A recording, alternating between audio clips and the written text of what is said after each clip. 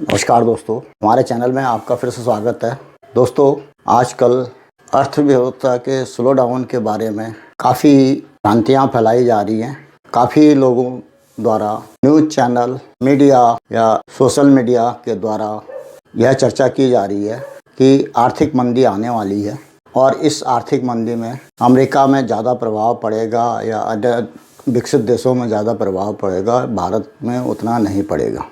लेकिन दोस्तों, मेरा मानना है कि यह भ्रांतियाँ जितनी भी फैलाई जा रही हैं वो कुछ लोगों द्वारा मीडिया में कुछ ना कुछ भ्रांतियाँ फैलाई जा रही हैं। उन भ्रांतियों को मैं इस वीडियो के द्वारा पॉइंट वाइज बताना चाहूँगा। दोस्तों, सबसे पहली भ्रांति ये है कि अभी जो तेल की कीमतें हैं वो कीमतें जितनी घट जाएंगी तो भारत में मंदी का असर कम हो जाएगा।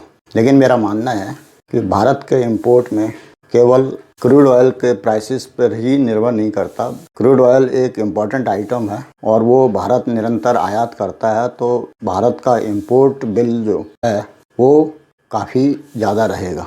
उसके अलावा भारत के इंपोर्ट में, जैसे कि आरबीआई ने भी अभी रिपोर्ट में कहा है कि सोने का काफ़ी बड़ा भाग है और सोना लोग बहुत ज़्यादा मात्रा में इंपोर्ट कर रहे हैं। सोना के इंपोर्ट करने से भी हमारे करंट अकाउंट बैलेंस पे फ़र्क पड़ रहा है। दोस्तों, तेल की कीमत बेशक कम हो जाए, लेकिन हमारा इंपोर्ट जिस लेवल पे अभी है वैसे ही चलता रहेगा, क्योंकि सोने के इंपोर्ट की मात्रा उसमें काफ़ी बढ़ जाएगी और हमारा करंट अकाउंट बैलेंस काफ़ी एडवर्स होता जाएगा, जिसकी वजह से डॉलर की पोजीशन पे भी फ़र्क पड़ेगा और रुपी डेप्रिशिएट होकर के 81 रुपये तक या उससे भी आगे तक जा सकती है। जैसे कि बैंक ऑफ अमेरिका ने अभी 4-5 दिन पहले ही रिपोर्ट में कहा है कि दिसंबर तक भारतीय रुपया $1 के बराबर 81 रुपये तक पहुंच जाएगा। इस प्रेडिक्शंस को मैं 100% सही मानता हूं और मेरा भी यही मानना है कि भारतीय रुपया काफ़ी डेप्रिशिएट होगा। अभी ये आरबीआई ने डॉलर सेल करके इसको कंट्रोल किया है, अदरवाइज़ इसी एक महीने के अंदर अंदर यह 80 रुपये के करीब पहुंच जाता। दोस्तों, दूसरी भ्रांति यह है कि भारत में इंटरेस्ट रेट और इन्फ्लेशन का बहुत ज़्यादा डिफरेंस नहीं है, इसलिए भारत में आर्थिक मंदी का ज़्यादा असर नहीं होगा और शेयर बाज़ार पे भी बहुत ज़्यादा असर नहीं पड़ेगा। लेकिन दोस्तों, मेरा ये मानना है कि भारत में आर्थिक मंदी का ख़ास तौर पर विकसित देशों में, जैसे अमेरिका है, जर्मनी है, फ्रांस है, ग्रेट ब्रिटेन है, रूस है, चाइना है, जापान है, यदि इनमें आर्थिक मंदी आती है तो उसका सीधा असर भारतीय अर्थव्यवस्था पे भी पड़ेगा, क्योंकि भारतीय अर्थव्यवस्था आज की डेट में इंटरनेशनल इकोनॉमी के साथ जुड़ी हुई है और यह अछूती नहीं रह सकती। अमेरिका का स्लो डाउन काफ़ी असर कर सकता है, क्योंकि भारत अमेरिका के साथ बहुत बड़ा बिजनेस करता है, बहुत बड़ा व्यापार करता है। भारत का कपड़ों का, रेडीमेड कपड़ों का एक्सपोर्ट बहुत ज़्यादा अमेरिका में होता है। यदि स्लो डाउन आता है तो अमेरिका के इंपोर्ट पे फ़र्क पड़ेगा, यूरोप के इंपोर्ट पे फ़र्क पड़ेगा।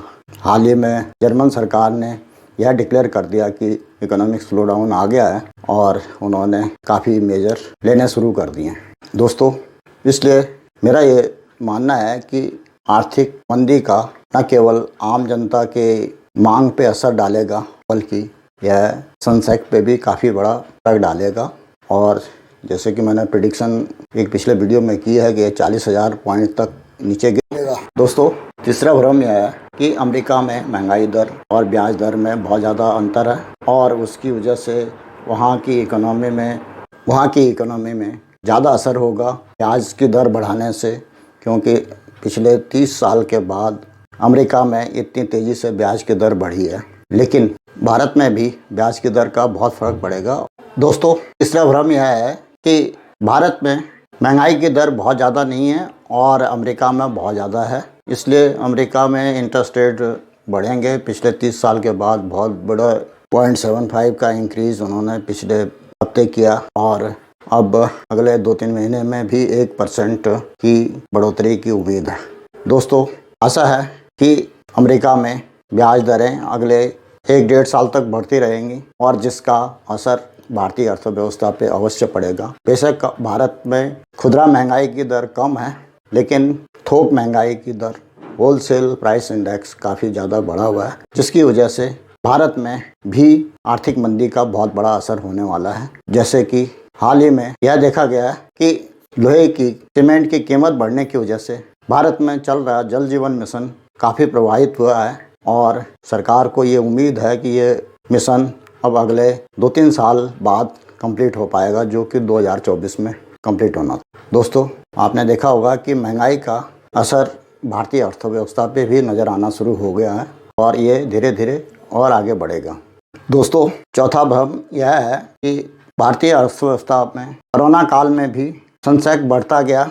लॉकडाउन लगने के 2 महीने के बाद संसेक काफ़ी तेज़ी से बढ़ा और उसने 2021 अक्टूबर तक ऑल टाइम हाई 62,000 पॉइंट तक पहुंच गया था। इसलिए भारतीय अर्थव्यवस्था और सेंसेक्स पे अमेरिका के स्लो डाउन का कोई बहुत ज़्यादा असर नहीं होने वाला। लेकिन दोस्तों, मेरा मानना है कि इस अमेरिका की मंदी का भारत की अर्थव्यवस्था पे बहुत ज़्यादा फर्क पड़ने वाला है, क्योंकि 2020 में जब लॉकडाउन भारत में लगा था तो अमेरिका ने लॉकडाउन नहीं लगाया था। अमेरिका की इकोनॉमी ओपन थी, सारा काम चल रहे थे, सारी फैक्ट्रियां चल रही थी, सारे ऑफिसेज खुले हुए थे और किसी भी टाइप की बड़ी रिस्ट्रिक्शन अमेरिका ने नहीं लगाई थी, जिसकी वजह से उसकी इकोनॉमी नॉर्मल ढंग से चलती रही। लेकिन भारत में 23-24 मार्च को 2020 में लॉकडाउन शुरू हो गया था, जिसका की असर 2021 के अंत तक रहा और 2021 के बाद 2022 में अमेरिका में इंटरेस्ट रेट बढ़ाने शुरू हो गए।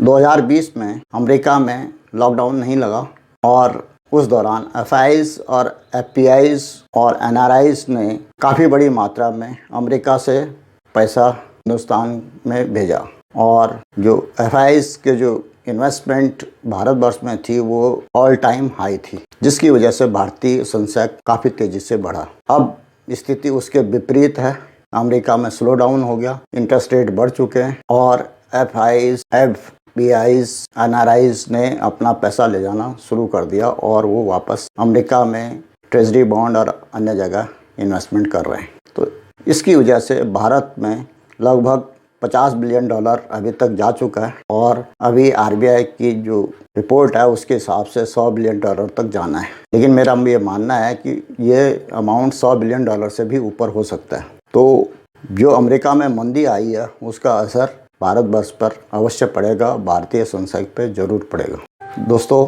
5वां भ्रम है कि भारतीय अर्थव्यवस्था बहुत बड़ी है, जिसको कि हम श्रीलंका, पाकिस्तान और देशों से नहीं कंपेयर कर सकते। जैसी स्थिति श्रीलंका में हुई है वैसे भारतवर्ष में नहीं होगी। मैं इस बात से सहमत हूँ कि वैसी स्थिति भारतवर्ष में नहीं होगी, लेकिन जितने भी विकसित देश हैं, America, Germany, great Britain, France, Japan, Korea, China, इनमें मंदी आने की वजह से भारतीय अर्थव्यवस्था पे अवश्य फ़र्क पड़ेगा और भारत में लोगों की डिमांड कम होंगी, अनएम्प्लॉयमेंट बढ़ सकता है। जो कोरोना काल के बाद थोड़ा सा ठीक लग रहा था स्थिति, वो फिर स्लो डाउन होना शुरू हो जाएगा और उसका असर अर्थव्यवस्था पे लगभग 3 से 4% हमारी जीडीपी पे पड़ेगा।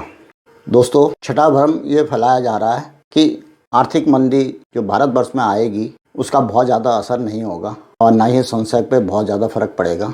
काफ़ी लोग ये आर्गूमेंट देते हैं कि 2020 में जब कोरोना के लिए लॉकडाउन लगा था तो भारत में आर्थिक मंदी का असर बहुत ज़्यादा नज़र नहीं आया और सेंसेक्स 2 महीने के बाद फिर बढ़ना शुरू हो गया।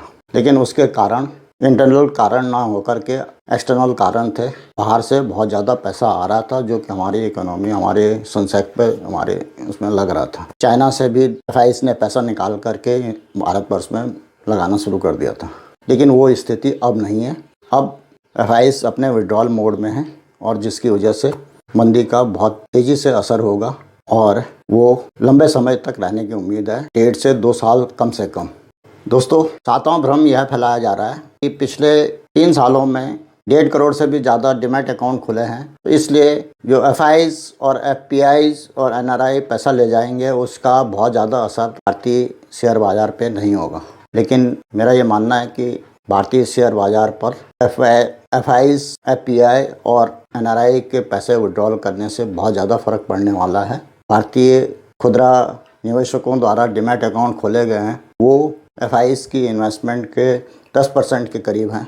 इसलिए तो 90% अमाउंट यदि विड्रॉ होता है तो उस 10% से सेंसेक्स नहीं संभलता और उसका असर अवश्य होगा और सेंसेक्स निकट भविष्य में नीचे उतरेगा।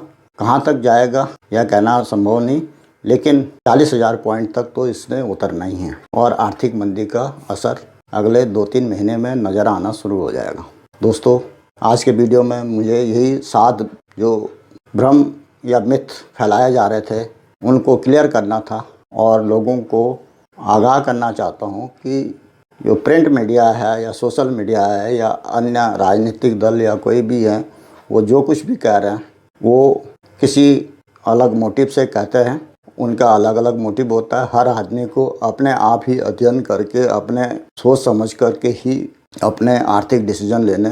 दोस्तों, अगले 1-2 सालों में जो भी व्यक्ति इन्वेस्टमेंट करना चाहता है वो केवल शॉर्ट टर्म इन्वेस्टमेंट करे, मनी मार्केट में इन्वेस्टमेंट करे या म्यूचुअल फंड के शॉर्ट टर्म फंड्स में इन्वेस्ट करे या लिक्विड फंड्स में इन्वेस्ट करे, ताकि जब भी मौका लगे तो अगले मंदी का दौर ख़त्म होते ही अपनी इन्वेस्टमेंट बढ़ाए। दोस्तों, इन्हीं शब्दों के साथ मैं ये वीडियो समाप्त करता हूँ। आशा है कि ये इन्फॉर्मेशन आपके लिए काफ़ी लाभदायी सिद्ध होगी और यदि यह वीडियो पसंद आया है तो इसको लाइक करें, अपने दोस्तों में शेयर करें, साथ ही कमेंट भी करें। नए नए वीडियो के लिए इस चैनल को सब्सक्राइब भी करें। वीडियो को आखिरी तक देखने के लिए धन्यवाद। जय हिंद, वंदे मातरम।